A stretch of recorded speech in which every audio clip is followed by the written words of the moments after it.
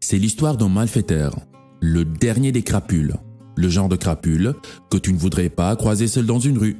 Et s'il venait à clamser, il ne manquerait à personne. Au contraire, tout le monde s'en réjouirait. Il a fait du mal à beaucoup de gens. Et maintenant, il s'en veut. Il décide de changer. Il désire se repentir. Il va à la rencontre d'un érudit, un gars censé être plus éclairé pour le guider hors des ténèbres. Il lui dit « Mon vieux, toi qui es supposé être le phare de l'humanité, sors-moi du brouillard. Je suis à bout. Je n'en peux plus de ma vie. J'ai fait du mal à tellement de gens. Des milliers de personnes ont souffert à cause de moi. Des enfants sont devenus orphelins. Des parents ont perdu leurs enfants. Des familles entières détruites à jamais par mes crimes. Je me sens sale, mec. Je veux changer tout ça.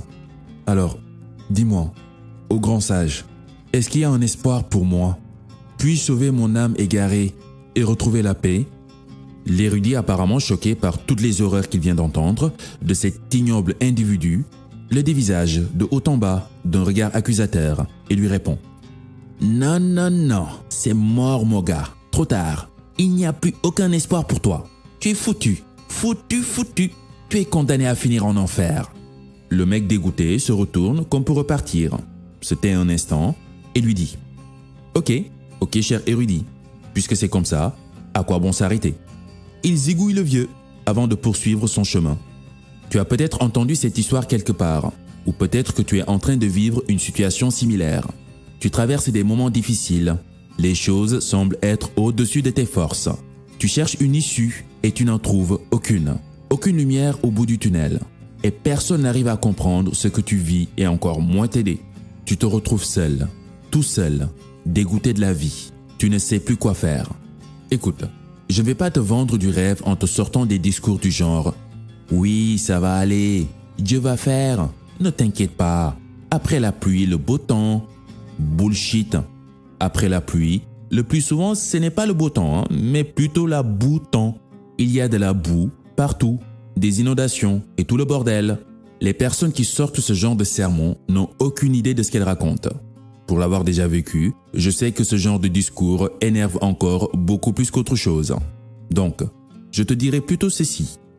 Oui, tu as raison. Tu as bien fait de le dire. Tu es dans la merdasse.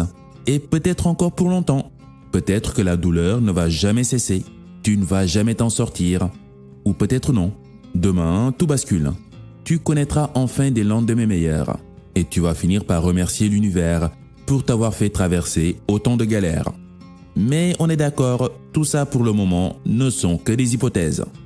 Par contre, ce qui est sûr et certifié, caché de la poste faisant foi, c'est que si tu baisses les bras maintenant, si tu abandonnes, c'est fichu à jamais. Ça, c'est garanti. Et je pense que tu n'es pas le genre à jeter l'éponge facilement. Donc, écoute bien. Le seul allié qui te reste, c'est garder espoir. Oui, c'est tout. Accroche-toi à l'espoir. Autrement dit, trouve-toi une bonne putain de raison de continuer, de tenir bon. Et crois-moi, si tu cherches juste un petit peu autour de toi, tu vas en trouver des raisons. Pas besoin d'aller loin. Regarde seulement autour de toi. Tu en connais certainement des enfoirés qui vendraient leur âme pour te voir dans un état pitoyable, qui aimeraient te voir abandonné pour qu'ils puissent enfin crier sur tous les toits. Je le savais. Je vous l'avais dit, c'est un vaurien même. Voilà déjà une bonne putain de raison de continuer.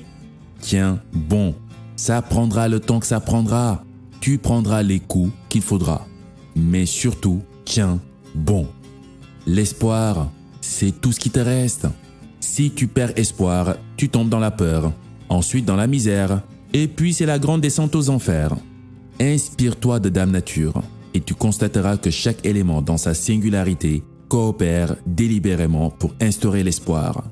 Chaque jour que Dieu fait, le soleil illumine nos journées, la lune et les étoiles émerveillent nos soirées, les oiseaux nous partagent leurs mélodies apaisantes, les plantes fleurissent et déploient leurs plus belles couleurs grâce à la pollinisation induite en majorité par les insectes butineurs et au vent qui transporte le pollen d'une fleur à l'autre. Et durant ce temps, tu t'es fait licencier sans indemnité. Tu as surpris ta conjointe, mougoupant avec ton meilleur ami. Tu croules sous les dettes. Tu viens de marcher sur des crottes de chien. Et alors, la vie suit son cours. La vie continue. Tu l'auras compris. Vie égale espoir. Accroche-toi à l'espoir. Accroche-toi à ta putain de bonne raison. Et tiens bon.